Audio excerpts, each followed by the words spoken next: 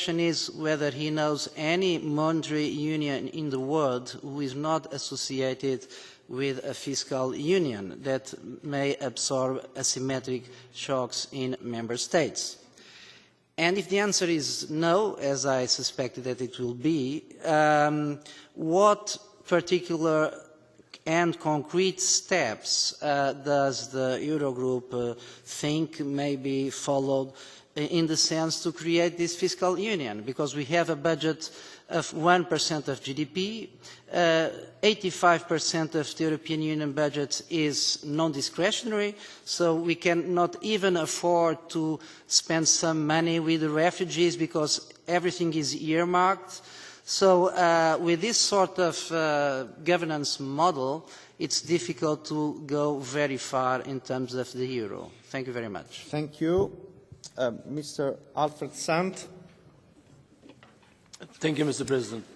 We all of us have been highlighting the need for greater volumes of investment, public and private, in Europe if significant economic recoveries take hold. We have been told time and time again that with the consolidation of public budgets and with the pursuit of structural reforms, investments and growth would follow. As Italian Prime Minister Renzi has written in an open letter to the newspaper La Repubblica, this has not happened.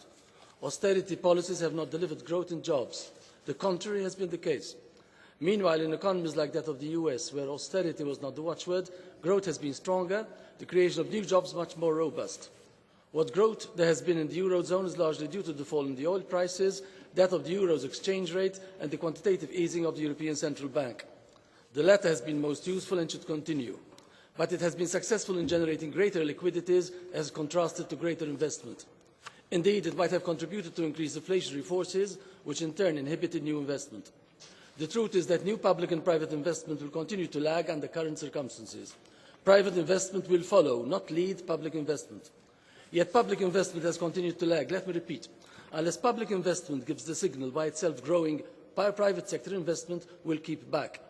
Europe urgently needs new public investment in the economic infrastructure, in educational facilities for high-tech studies, in promoting reindustrialization, even if this has become an empty slogan, in the provision of digital facilities, in social areas like housing and old people's homes.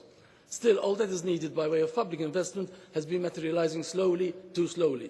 I said it last year during this meeting with national parliaments, and I will repeat it now. The rules of operation of the Stability and Growth Pact are to blame for the state of affairs. They make no distinction between current expenditure and investment in the government budget. Both are given the same weight when it is a question of calculating deficits and expenditures. As a result, rules meant to consolidate public finance under Stability and Growth Pact rules actually end up pushing governments towards set cutting on investment expenditure in order to save value regarding expenditures. Thank you. Now we can give the floor to two final speakers, even not possible, but I have to ask just 1 minute each. Marc François from the French Senate.